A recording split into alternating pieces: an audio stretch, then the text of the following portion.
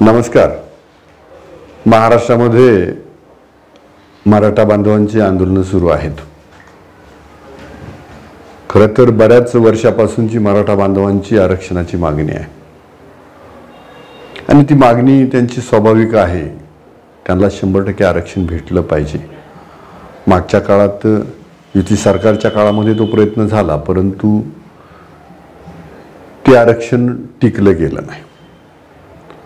आताही सरकारच्या भूमिकेत आहे की हे आरक्षण दिलं तर टिकलं कसं जाईल आणि आरक्षण देताना इतरांच्या कुणाच्याही आरक्षणाला धक्का लागणार नाही अशी सगळी भूमिका सरकारची आहे आणि त्यासाठी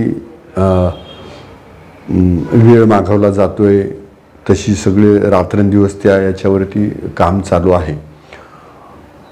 माली सरकारला ह्या आंदोलनाला तर मी मराठा बांधवांना स्वतंत्र आरक्षण मिळावं ह्या मागणीसाठी माझा ह्या आंदोलनाला जाहीर पाठिंबा आहे आणि मला वाटतं सरकारची भूमिका तशीच आहे की स्वतंत्र आरक्षण देऊन इतरांना कुणालाही त्रास होणार नाही किंवा त्यांचं आरक्षण हिसकावलं जाणार नाही, कुणालाही दुखवण्याची यामध्ये भावना नाही.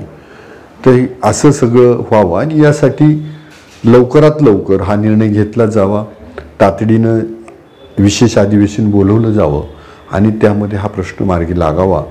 तसं मी राज्यपाल, मुख्यमंत्री, उपमुख्यमंत्री यांना माझं मागणीपत्र दिलेलं आहे आणि आज मी आंदोलनाला जाहीर पाठिंबा देतो आहे. आंदोलनकर्ते आमच्या अकोल्यात जे काही उपोषणाला बसलेत, साखळी उपोषण चालू आहे, त्यांच्याशी संवाद झाला असता त्यांच्याकडनं तुम्ही जाहीर पाठिंबा देऊ शकाल, परंतु आंदोलनस्थळी आम्ही कुठल्याही आमदार, खासदार किंवा कुणाला येऊ देणार नाही. म्हणून जो काही त्यांनी आंदोलनाचा पवित्रा आहे, त्यांनी ज्या पद्धतीनं त्यांची नियमावली बनवली आहे तर तो त्यांचा भाग आहे. मी ह्या मराठा समाजाच्या आरक्षणाला मी जाहीर पाठिंबा देतोय. त्यांना स्वतंत्र आरक्षण भेटावं आणि सरकारनं लवकरात लवकर निर्णय घ्या. धन्यवाद. आमदार साहेब, गावोगावी राजकीय नेत्यांना मराठा आंदोलन बंदी केली जाते, याबाबत तुम्हाला काय वाटतंय? तुम्ही आता सत्तेत आहात, इतरही यापूर्वी दिलं होतं आरक्षण पण ते टिकत नाहीये. कुठेतरी राजकीय लोकांना टार्गेट केलं जात आहे की त्यांची भूमिका रास्त आहे.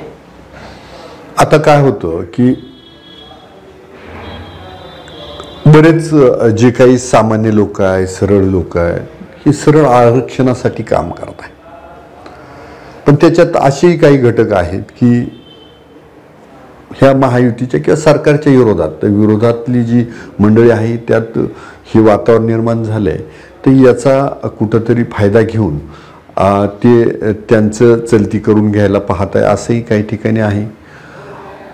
काही ठिकाणी खरोखर लोकांसाठी गावबंद तीव्रता वाढावी या आंदोलनाची आणि बऱ्याच जणांची भावना आहे की अरे हे वातावरण सिगेला गेलं, हे वातावरण जर आज आपण टिकून ठेवलं किंवा अजून याचा रेपो वाढवला तर आपल्याला आरक्षण भेटू शकेल अशाही भावनेतून गावबंदी आहे. आणि त्यामुळं साहजिक लोकांची जी चीड आहे की आत्तापर्यंतच्या राज्यकर्त्यांनी आपल्याला आरक्षण दिलं नाही, मग याला येऊ द्यायचं, त्याला येऊ नाही द्यायचं, याच्यापेक्षा सगळ्यांना जी बंदी केली त्या तेथील स्थानिक राजकीय नेत्यांचा जो निर्णय आहे तो त्यांच्या दृष्टीने. अकोला तालुक्यात तुम्हाला कुठं असा अनुभव आलाय का राजकीय नेत्यांनी बंदी घेतली, तुम्ही गावात गेले, तुम्हाला येऊन दिलं नाही? आतापर्यंत तर तसं झालं नाही. उलट मला काही गावं जी आहेत, उदाहरणार्थ आमचं डोंगरगाव, तिथं काहीतरी 2 दुःखद घटना झाल्यात. तर त्यांनी मला सांगितलं की ठीक आहे, आमच्या गावात गावबंदी आहे, पण साहेब तुम्ही ह्या घटनांना भेटायला या. कारण मी जे काही जनतेशी राजकारणापलीकडं नातं तयार केलं आहे, लोकांना माझ्यात कधी राजकारणी दिसलाच नाही, माझ्यात कधी पुढारी दिसलाच नाही आणि त्यामुळं मला तर आत्तापर्यंत तसा प्रश्न आला नाही. आणि जर मी तिथे जाताना जर मला कुणी अडवलं तरी मी त्यांचे काय म्हणणं असेल ते ऐकून घेईन. मला त्यांचा जो गावानं घेतलेला निर्णय मान्य आहे, परंतु ह्या सगळ्या गोष्टीचा फायदा जर राजकारणात घेण्यापेक्षा जर आरक्षणाला याचा फायदा भेटणार असेल तर माझं काहीच म्हणणं नाही. साहेब, मराठा योद्धा मनोज जरांगे पाटील पाणीही पित नाही, त्यांची प्रकृती खालावत चालली आहे. अनेक सोशल मीडियावर त्यांचे व्हिडिओ व्हायरल होत आहेत.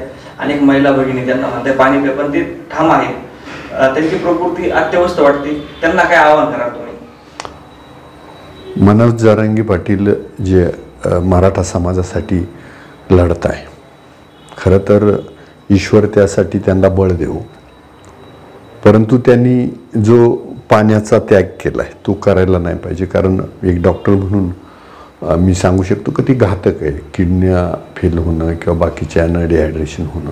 त्यामुळे त्यांनी पाणी घेतलं पाहिजे. ते शिवरायांचे मावळे आहेत असं ते म्हणत आहे. तर मला वाटतं अशा पद्धतीनं हे करणं मला बरं वाटत नाही. तर त्यांनी पाणी नक्की घेतलं पाहिजे. आणि मला वाटतं खुद्द छत्रपतींचे वंशज संभाजीराजे यांनी पण त्यांना तशी विनंती केली आणि त्यांनी तसं करावं. पाणी तरी त्यागू नये एवढी ह्या निमित्तानं विनंती. आणि दुसरी एक बाब की ते मराठा आरक्षणासाठी लढत आहेत, त्यांनी मराठा आरक्षणासाठीच लढावं. त्यांनी जो काही धनगर समाजाच्या आरक्षणासाठी मी पाठिंबा देतोय तर तो कृपा करून त्यांनी देऊ नये. कारण धनगर आदिवासी हा वाद वेगळा आहे. धनगड आणि धनगर याच्यावरतून संघर्ष आहे. डॉक्टर बाबासाहेब आंबेडकरांनी SC आणि STला जे संविधानिक आरक्षण दिलं आहे तर ह्या संविधानिक आरक्षणात आम्ही आहोत. त्यामुळं मराठा बांधवाच्या आरक्षणाला त्यांनी पाठिंबा लढावं. धनगर बांधवांना आरक्षण द्यायचं असेल तर त्यांची स्वतंत्र आरक्षणाची मागणी असेल त्यासाठी त्यांनी पाठिंबा द्यावा. परंतु धनगरांना आदिवासींमध्ये घ्यावं यासाठी पाठिंबा देऊ नये ही पण त्यांना विनंती आहे. वैशाली बॅग हाऊस मध्ये खरेदी करा आकर्षक बॅग आणि विशिष्ट खरेदीवर मिळवा पैठणी चक्क मोफत. चला तर मग खरेदी करा बॅग आणि मिळवा पैठणी अगदी मोफत. वैशाली बॅग हाऊसची भव्य कॉम्बो ऑफर सुरू. 4 प्रवासी बॅगचा सेट मिळवा फक्त आणि फक्त 1000 रुपयात. तसेच लेडीज बॅग, प्रवासी बॅग यांच्या असंख्य व्हरायटी वैशाली बॅग हाऊस मध्ये उपलब्ध. आमचा पत्ता मोठी वैशाली, नगरपंचायत रोड, अकोले, तालुका अकोले, जिल्हा अहमदनगर. प्रोप्रायटर भारत मामा रासने आणि दीपाली रासने.